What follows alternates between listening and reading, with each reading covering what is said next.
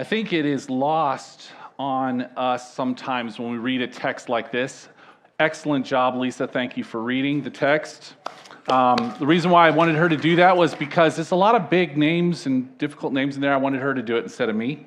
So she does a great job with that. But when we read a text like this, sometimes the strangeness of what is actually happening in this story goes over our heads.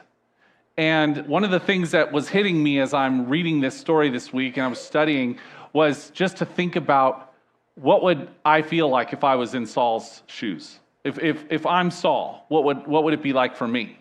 What would I be thinking? What would I be going through? And that stuff was all very close. It was close in my mind this week as I was studying this. And I want to invite you to have that close in your mind as well today as we talk. Man, what must that have been like for him? This is a strange experience.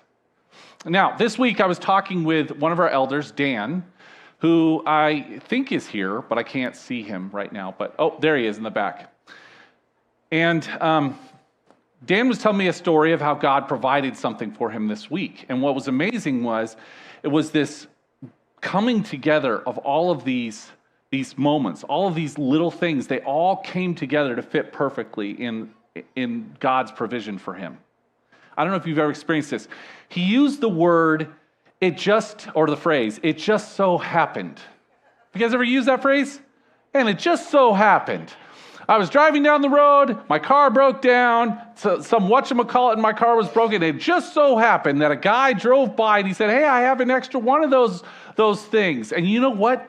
It just so happens that I didn't have that extra one of those things, but my daughter was looking for her toy in our garage, and she pulled this thing out and says, Daddy, what is this? And I say, oh, that's the widget that I'm looking for. It's my extra widget.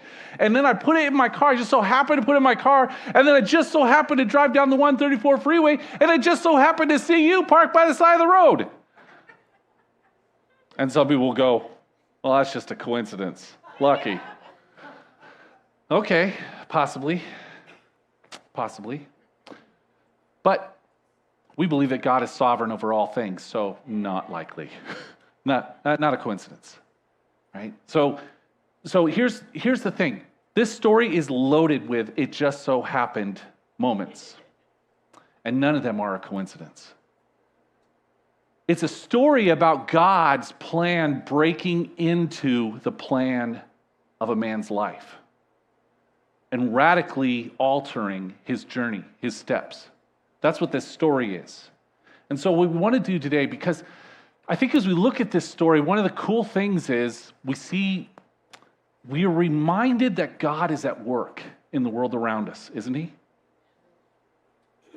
He's not just made us and then left us. He's not just made this world and then is gone to be concerned with something else. He's not aloof. He's not cold and uncaring. God is at work in the world around us, in the lives of your neighbors who don't know Jesus. God is working. He's reaching out to them. He's trying to woo them. In our country, in our world, in all of these things, God is working beneath the surface. You look at incredible stories in countries like, you read them all the time, like Iran, or places like where the Gaza Strip is, and you hear stories of God meeting people in very unique ways.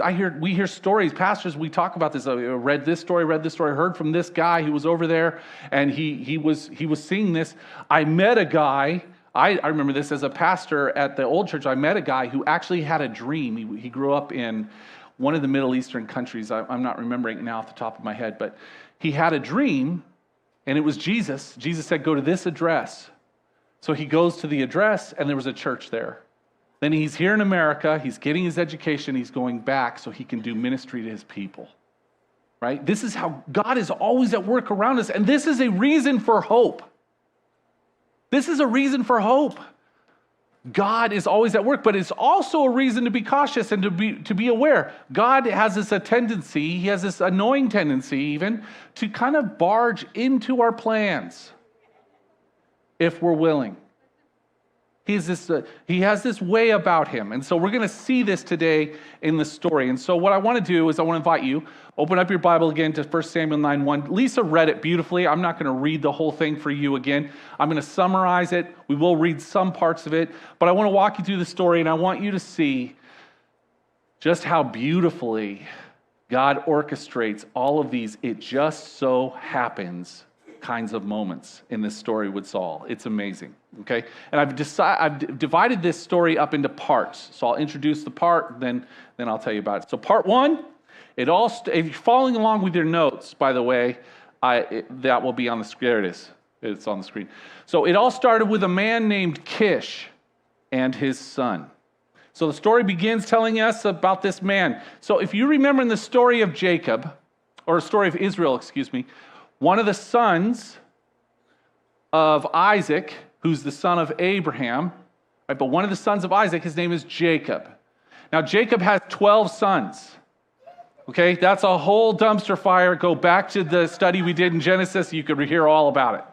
Okay, it's a dumpster fire of epic proportions. Kish is a descendant of the youngest son, Jacob's youngest son, Benjamin. So Kish is part of the tribe of Benjamin. All right, this is important. It will come in later. And he has a son whose name is Saul. Now, we're told that Saul is handsome and he's tall. He's taller than pretty much everybody in his clan or in his tribe. So he's kind of like the Clark Gable or the Hugh Jackman or some movie star of his tribe. He is handsome. He's devastatingly handsome. Good-looking young man, right? And the writer of Samuel wants us to see this. Because sometimes we'll look at people and we'll look at them, they're tall and they're handsome, and we'll just think, oh, that's a guy who's got it all together. That's a guy who I want to follow. You know, I just heard this, I read this article this week about how there's some different apps online where they actually mark men down for their height. That's ridiculous. That's ridiculous. And this story is good proof for that. Anyway, that wasn't in the sermon. Okay. So Saul, let's get back to Saul. Saul's tall. Saul's handsome. Saul's name, the Hebrew word is Shaul, I think. I probably butchered it right there. But it basically means asked for. Now, if you take a moment, you think about this. In the last story, Israel demands a king. They asked for a king. And so God says, okay, I'll give you a king. Guess what his name is? Asked for. At some point, some of these stories in here, you feel like God's got a little bit of a snarky sense of humor. I like this. You know, I like this about God. There's other moments in the Bible like this. Joseph and I were talking about this week. There's these moments where it just makes me laugh. This is one of those moments. You ask for a king? Fine, I'll give you a king. His name is asked for. You know, I'll give you that. And so, anyway, just a little side note. Okay, part two, those darn donkeys. So part one, we have the Kish. Part two, the donkeys go missing. We aren't told how. We don't know how many there were. But I would imagine that losing a donkey in those days is not like losing a pen. It's not like losing, for us guitar players, it's not like losing a guitar pick. You lose guitar picks, oh my gosh. If I had 25 cents for every guitar pick I've lost, yeah, it's crazy. But that's not how donkeys are, right? Donkeys work with your crops. Donkeys do all kinds of things. So it's not a little thing. You just lost your donkeys. Where did they go? Did they get stolen? What happened to them? And so this is kind of a big deal. And so Kish sends his handsome hunk of a son and a servant to find those misbehaving mules. And Saul doesn't get up in the morning. Consider this with me for a second. He doesn't get up in the morning thinking, today marks the beginning of a life-changing journey that I cannot foresee all of the outcomes. No, he's not thinking that. He's thinking, I got to go find those naughty netties, you know? Nettie's a British and Australian word for donkey. I looked it up on Google, so you know it's true. Anyway, God's plan is about to barge into Saul's plans. I love this about him, and sometimes I find it quite annoying. I don't know if you do too, but God will barge into our plans. So Saul and his servant, they travel to different towns. They're looking around. Hey man, have you heard of anyone stealing some mules? Hey man, have you seen some donkeys? Hey man, we're just looking for some big smelly beasts, a burden. Have you seen them? And they're looking around. And then they don't find anything. It's probably been a couple days. They don't find any donkeys anywhere. And so Saul is starting to get genuinely concerned for his dad. That his dad will be worried for him. Okay? And now, so the commentaries, one of the things they say is, some of them say, this is a sign that Saul is a good son. That he's genuinely worried about his dad worrying about him. I don't want my dad to worry about me. Some of the other commentaries are saying, no, this is a sign that Saul is lazy and he's a coward. I think it's a little bit of both, but we'll keep going on. Part 3, the servant is wiser than the master. It's so interesting how Duran tells this story this morning. It's kind of like Saul, if you think about it. Duran's told the gentleman that you were possibly going to go meet, yeah, he's going to sleep all day. So Duran says, forget it, let's just give up and go. Let's just stay here. And Miriam, the wise wife, she says to him, no, we're going. And then Duran showed some serious wisdom there by saying, yes, we're going. Didn't I say we were going? We were going. Yeah. Right? That happens. Right? These kind of things happen for us. You know I love you, Duran. You were telling that story, and I was like, that's it. That's Saul. You were Saul. You're Saul. Just in that moment. And you're tall and you're handsome? Good Lord. We've got Saul right here. So the servant, he speaks up to Saul. He says, hey, Saul, listen. Before we go back home, before we give up on these donkeys that are actually pretty expensive and they're important for your dad, before we just give up on this, let's try one other thing. Let's go talk to the man of God. There's a man of God in that city up there, I think. Let's go talk to him. And then maybe he can help us. And what does Saul say? Well, I don't know. I mean, what do we have to pay him? It's a little cop-out excuse to me. That's how I read it. It's a cop-out excuse. Some people might say, well, no, it's a genuine question. Like, if this guy's going to help you, you should pay him for something. But here's the thing that's noteworthy, the thing to understand. For the Jewish Clark Gable right here, he just wants to give up. And it seems the idea of finding a prophet of God to help them, the idea of turning to God and asking for his help is about as far from his mind as could possibly be. This is the future king, the future ruler of Israel. And the last thing he wants to do is ask God for help. It's important to note this. These little things are in the story, and they show up later in Saul's life. They'll show up again and again. We'll see it next week. We're going to see it in the weeks to come. They are the things, these little things, that are there embedded within his character that will ultimately end him. And so it's really fascinating to take a look at that. But ultimately, in the end, you've got your servant who's basically coming up with ideas. He's thinking outside the box. He's looking at the problem and saying, okay, what are some other solutions we could have? And he's thinking about this.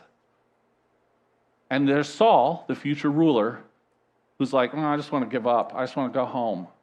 My dad's probably worried for me.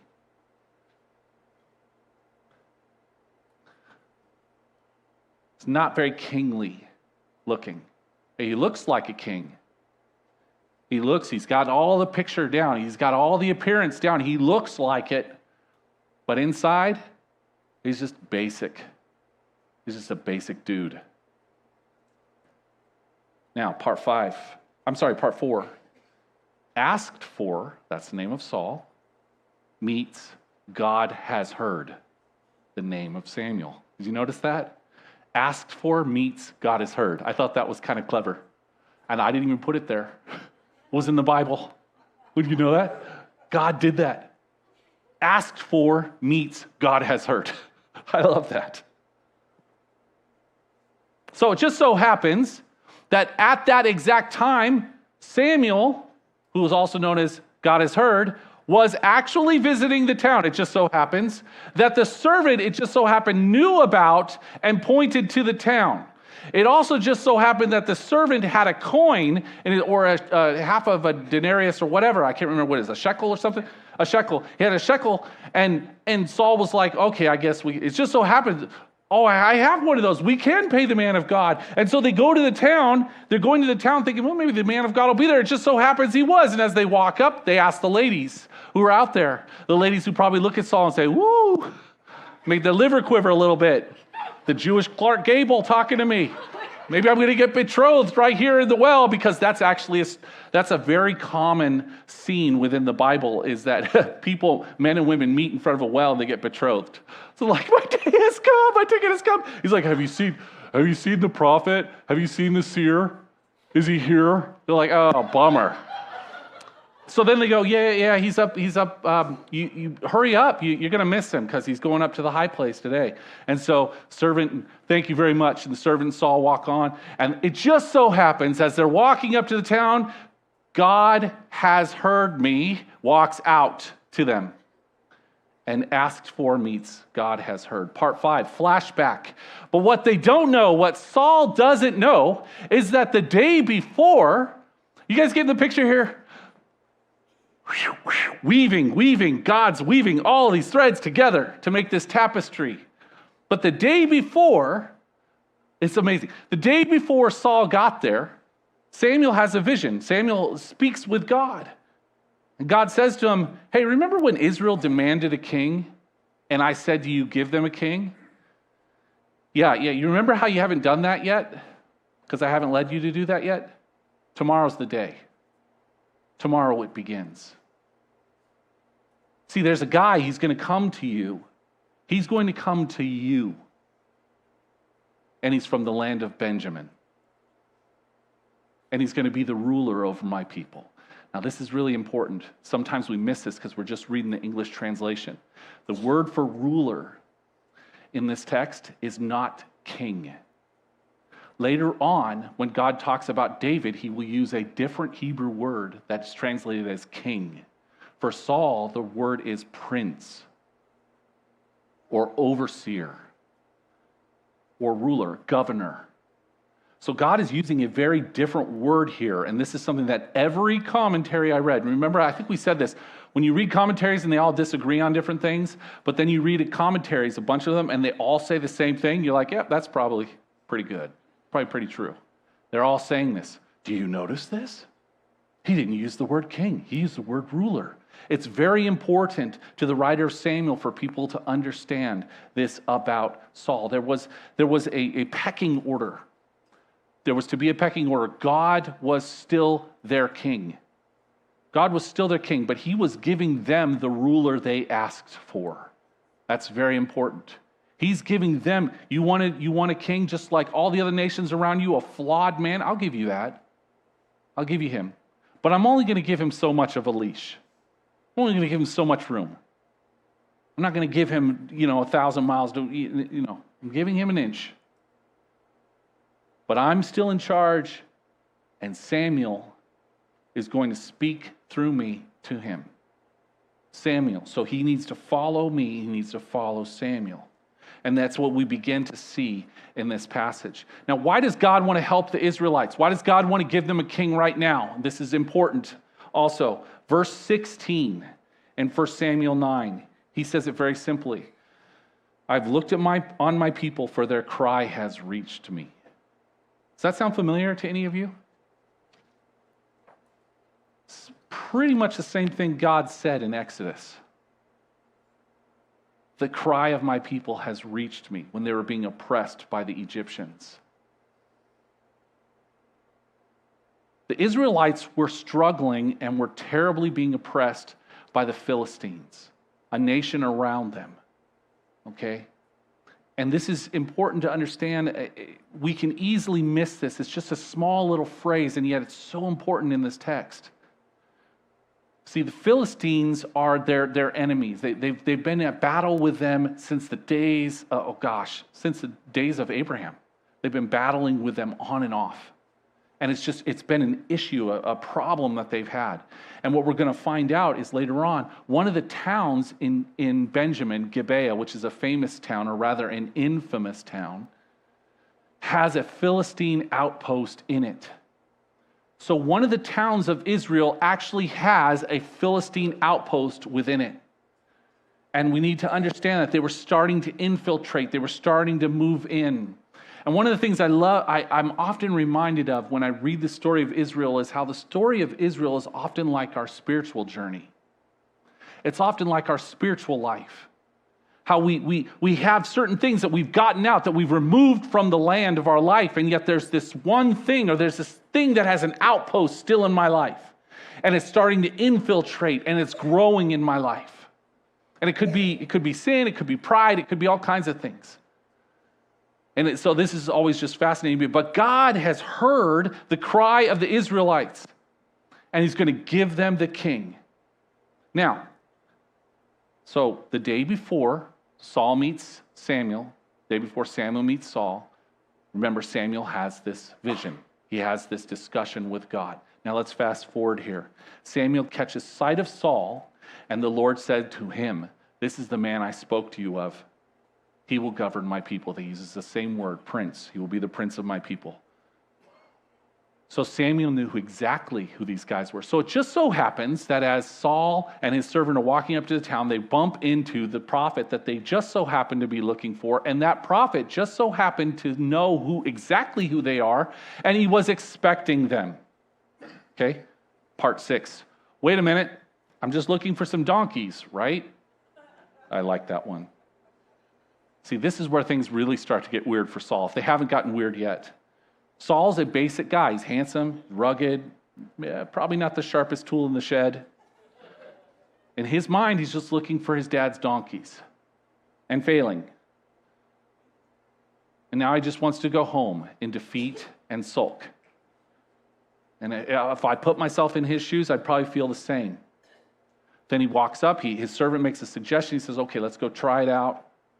They walk up to this man that they've never met. He says, "Excuse me, sir, do you know where we could find the seer? We need some help. We need his help." And the strange man he talks to said, "Well, it just so happens that I am he." Now, here's what I want you to do. I want you to go up to the high place today. I'm going to go up there. I got some work to do. I want you to go up to the high place. We're going to have a huge meal set up. I want you to eat with me, and then I'll answer all your questions. And then he turns, and then he says, "Oh, and about the donkeys, they've been found, so don't worry about them, Saul." That is a truly weird thing. There's been no mention of donkeys, no mention of that. So Samuel turns around. I mean, those moments must have been so fun for Samuel. Oh yeah, about the donkey, this is really going to blow his mind. Like, this is really going to mess with him. Watch this. "Oh, hey, about those donkeys, yeah, they've already been found. So come on up and eat." And then watch Saul just like, "What? Donkeys? How did you know donkeys? I'm looking for donkeys." How did he know? How did you know? It just so happens he knows. And then Samuel says, "Come up, eat, come up to the top, come up to the high place, eat with me. I've got a feast prepared for you. I'm going to answer all your questions." And because honestly, you are the man that Israel's desires. You're the man that Israel wants. And Saul steps back and he looks and he goes, "Do you know who you're talking to? Do you get it?" Look what he says in verse 21. Saul answered, "But am I not a Benjamite from the smallest tribe of Israel? And is not my clan the least of all the clans of the tribe of Benjamin? Why do you say such a thing to me?" And it's really important for us to understand.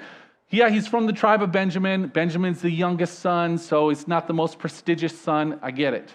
But it's even more than that.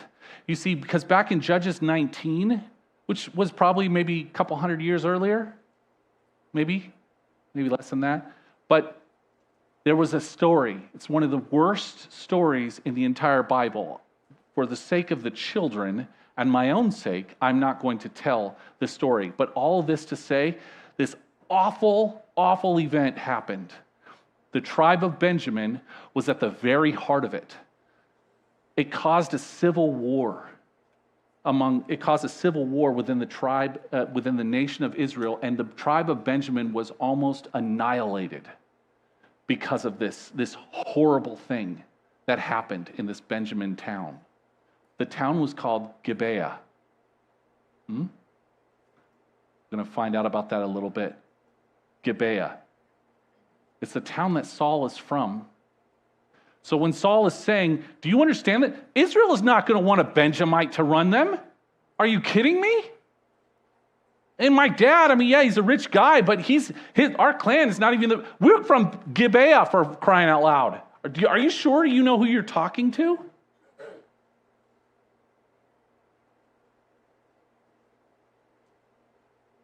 This is so often what we can do as human beings. When God's plan wants to barge into our life, God wants to suggest to us, hey, I got something I want to do with you. I got someone I want you to talk with. I got someone I want you to show my love to. I got someone I want you to help. There's a country I want you to get on a perfectly good airplane and fly to serve me. What do we do so often? Who, me? You want me? Surely there's somebody more.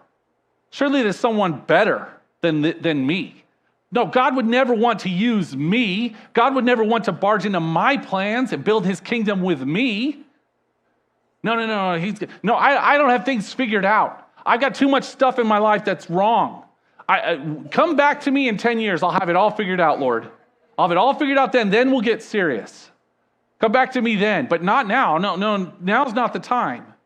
And that's what Saul's like, but who am I? Why are you showing me? Why are you being so nice to me? What do you mean that all Israel wants me? Don't they know who I am? I'm not worthy of all of this. This shows up next week in the sermon we'll look at next week, right? But this is what we do, and this is what God does. This is what he does. He loves to use ordinary people to do his extraordinary work. Look at what Paul said in the letter to the Corinthians. He says, "For consider your calling, brothers. Not many of you were wise according to worldly standards. Not many were powerful. Not many were of noble birth. But God chose what is foolish in the world to shame the wise. God chose what is weak in the world to shame the strong. God chose what is low and despised in the world, even things that are not, to bring to nothing the things that are, so that no human being might boast in the presence of God." God chose to use a young, habitual liar who couldn't stand himself, and he chose to lead him to a church in Sunland, California. He chose to do that. God will do that. God doesn't need our help building his kingdom, but he absolutely refuses to do it without us.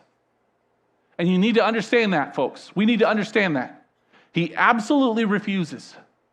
He can, he doesn't need my help. But he wants and he refuses to do it without his church. Part 7, the future barges in. We're getting close here. The future barges in, or you could say the plan of God barges in. This is 1 Samuel 9:26 through 10:1. Samuel is still not told Saul what's going on, but they go up, they have this meal with Samuel, and they're seated at the seat of honor at this huge feast. And Samuel says, "Oh, bring the food that I set aside for him." And they brought the food that they set aside for him because Samuel knew that they were coming. So Samuel just happened to have this great food for Saul and a space at the table because he just happened to know that Saul was coming.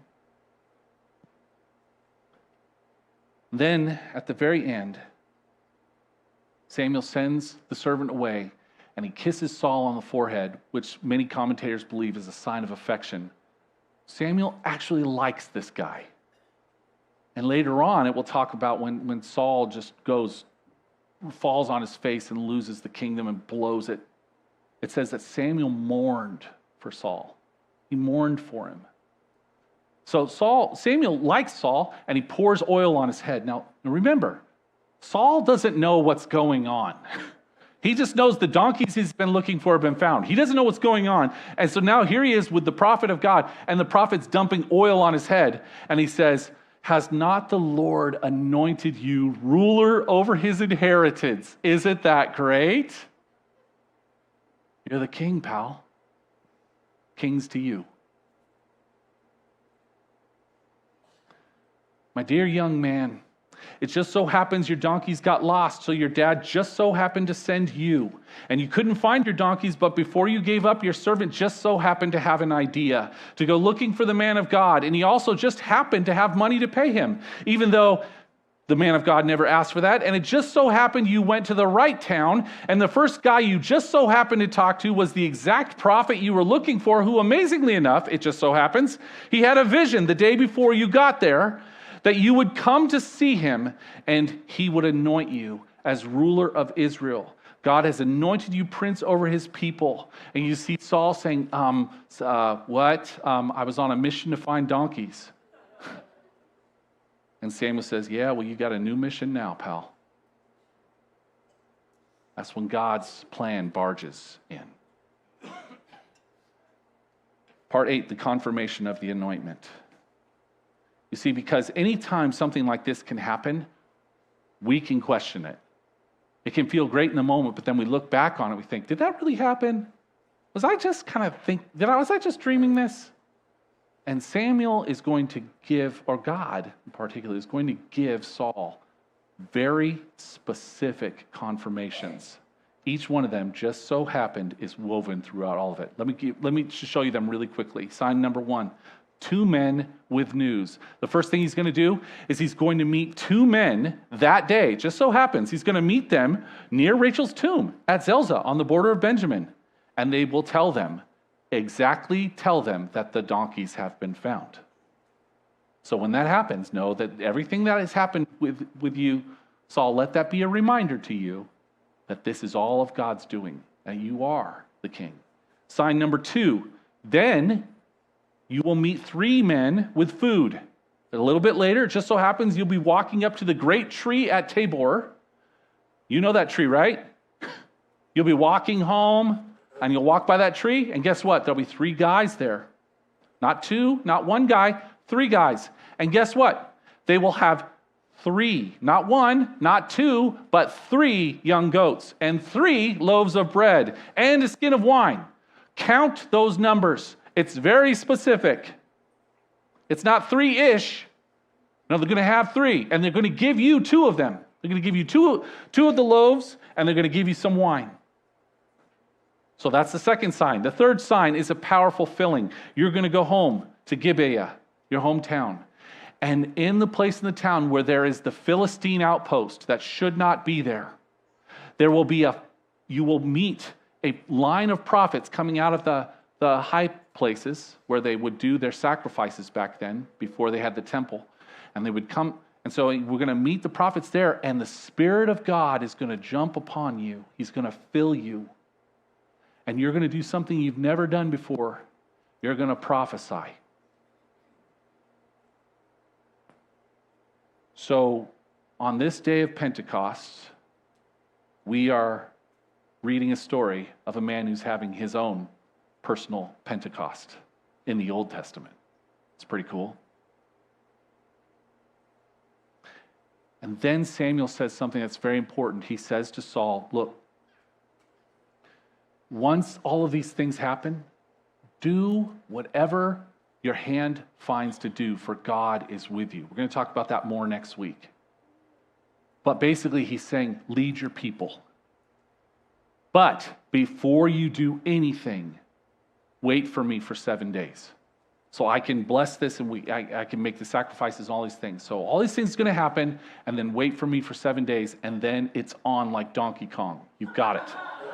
I say that all the time at home. Sorry, Alyssa. It says, Saul turned to leave Samuel. God changed Saul's heart, and all these signs were fulfilled that day. So, my friends, very quickly, what can we learn from this story? Do you see it? From the moment Saul's donkeys get lost to the moment Saul is anointed king, all of it was orchestrated by God. God is giving Israel the king they asked for. He's not the sharpest knife in the drawer, but he's really nice to look at. God wants something done, he will see it done. Can you look back over your life and see the fingerprints of God's work? Can you look out over the world around you and consider the ways he might be setting up some it just so happens moments? Have you had it so happen moments? Maybe God calling you to join him in something. Maybe God calling you to consider something in your life. It just so happens. Reminded me. Maybe there's a Philistine outpost in your life that God is wanting to bring a king into. He's wanting to bring himself into to take care of. And he needs a just so happens moment. I've told you guys this story several times, but it just so happens that over 15 years ago, I told my boss at Biola I was going to move on from my job and my home with my wife and my 2 very little kids. Around that time, it just so happens that I applied to the Evangelical Free Churches of America on a whim. I was a Baptist, but I had always respected the denomination, so I thought, why not apply? Didn't think much of it. And it just so happens that a headhunter within the denomination who looks for pastors and connects pastors to churches, he saw my application on his desk, and he just so happened to read it. There was about 30 of them on his desk at the time. He just so happened to read it and found my application to be absolutely average and unremarkable. He told me so. Thank you, Dennis. That was his name. But before he threw it in the trash, which was what he was going to do, because he said that's what he did with most of them that he got, because there's just not enough openings, he was looking in my references. He just so happened to glance at my references and just so happened to notice there was a man on one of my references that he knew because he mentored him. And so he just so happened to call this man, and he said, do you know Ryan and Alyssa Lowe? And the man said, hire them now. So then this man meets with us at Marie Callender's in, Cerritos or something. And over chocolate cream pie and chicken pot pie, I guess. He said, it just so happens that I've got 2 churches I'd like you to talk to. One church is this place. It's a town. It's called Sunland. You ever heard of it? Nope. Never heard of Sunland. What about Tonga? It's like, no, not heard that name either. He goes, remember the town that was on fire last year? Oh, yeah. Yeah, that's them. They're still there? Yeah, they're still there. Okay. So through a long range of events, I get in touch with Pastor Duke at the time, come out, we interview, we drive around Sunland. It doesn't look like Orange County to me. And I'm thinking to myself, not moving up to LA. You see, Orange County people, we're taught, I was raised, at least in my age group, I don't know nowadays, but in my age group, I was taught, there's nothing good in LA, except for the Lakers. Like otherwise, and Ed Dubevix. Otherwise, just stay out in Orange County, So that was a little stuck to me. So I pulled my name out of the hat. I thought, well, we're going to have a lot of irons in the fire. I've got a lot of chances. It's great. But it just so happens that over the next few months, as my time at Biola was drawing to a close and we had to move and we had to leave our housing, that all of my irons in the fire fell out. All of them. Not a single thing worked. And one day we're in this condominium that was going to be a very, very temporary place for us to be. And my wife and I are sitting on the bed praying with tears and fears. I think it was my daughter and my son was in the other room. They'd been sick, so they stayed home from school. And we were praying, God, please, just tell me what to do. You want me to work at McDonald's? I'll work at McDonald's. You want me to put up satellite dishes? I'll do that. Like, what do you want me to do, Lord? Just whatever to serve you. I've got these 2 little kids. What do you want me to do? And it was just really, really intense. And it just so happens that at the moment that we were praying, Pastor Duke from the church that I turned down emailed me at the exact time we were praying, and he said, would you consider re-entering your name into the process with us? We feel God wants us to say that, to ask you that. And it just so happens that at the exact time when I'm praying, God does that. You see, God has ways of doing things. God has ways of making his will happen. You see, I didn't know that this is exactly where I'm supposed to be. And through the years, I've had moments of doubt. I've had moments of struggle, I've had moments that have been difficult. Our first year out here, we have these moments where we're exceptionally lonely, because we didn't know anybody here. We knew you guys, but we didn't know anybody. And I remember we were at IKEA one night, and this troop, it was around Christmas time. We were out there with the kids eating those meatballs because they're so good. And this acting troupe came in, and they were like Shakespearean, and they were like, huzzah, huzzah. It was like a bunch of them all dressed up in Shakespearean garb in the middle of IKEA in Burbank. And sitting here going, what is going on here? And it was so God was like, I don't know, it was such a strange moment for me, but I really felt impressed upon my soul, like, you're gonna be okay. This is your kind of place. Because I just love that stuff, I mean, I don't dress up like that, but I get a kick out of it. And I had no idea how God was gonna bless us here, but he did. God barges in. Folks, this is. Let me close this with saying this as clearly as I can. God is working around you, even when you don't see it, even when you don't feel it. We're going to sing that in a moment. He is always working. There will come times when his invitation for you to join him or to have your heart changed will barge into your life, like it did with Saul's, like it did with mine, like it did with a young teenage girl who had her whole life set before her, and God's plan barged into her life to give her a son, even though she was a virgin. A son that would save his people from their sins. A son that would be salvation for anyone who believe in him. A son upon whose name we are all gathered today. Amen? God will barge into your life. Are you open to it? And this is a hopeful truth. He has not forgotten you. He notices you. He sees you. Okay? Let that sink in. You matter to him. You don't believe me? Read Jesus' Sermon on the Mount, where he talks about his Father and how much his Father loves us. He's always at work. And he will barge in. Are you ready? Hi, thanks for joining us. I truly hope that you were blessed by this service. If you would like to see other services that we have had as a church, please check out our YouTube channel or go on our website at snchurch.com.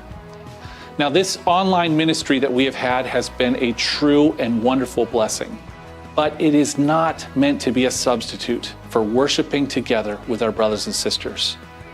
Would you allow me as a pastor to invite you to get involved with your local church? And if you live in the area, in the Los Angeles area, please feel invited and welcomed to join us here on Sunday mornings at 10:30. Lastly, if you feel led to donate, please click the donate link in the description, or you can go on our website at snchurch.com/donate. It is my sincere desire that God will bless you in the days ahead. He will grant you his peace, his mercy, and his grace.